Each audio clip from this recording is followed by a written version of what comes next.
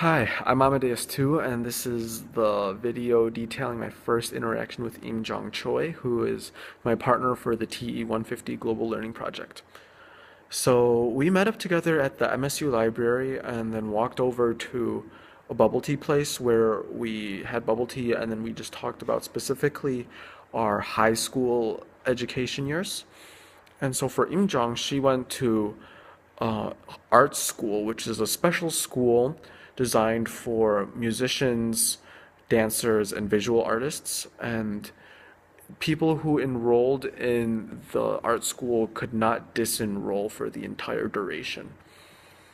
She said that her experience was really pressuring and that her teachers were really strict.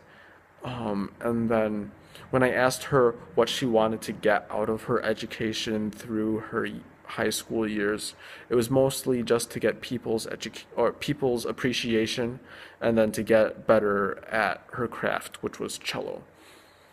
So I was really intrigued by how her teachers used behaviorism. In comparison to here, they barely used any reinforcement, and rather it was mostly based on punishment. One instance that she said was really common and really stood out to me was that her teachers would yell at their students if they were doing bad, and specifically the words "get out of here," and then they'd kick them out of the classrooms. I felt like this was really dangerous in terms of their students' mental health, and I'm just wondering how it would affect the students. Obviously, it wouldn't help them as much as just small little reprimands. And I was also really intrigued by how her teachers encouraged metacognition.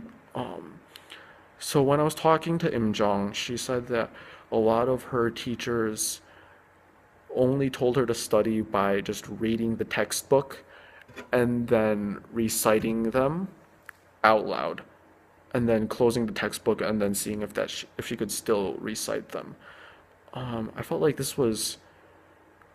felt like it was a very straightforward way, and it works, but I feel like it was didn't lend to a lot of individuality in how people studied, and it's just one technique.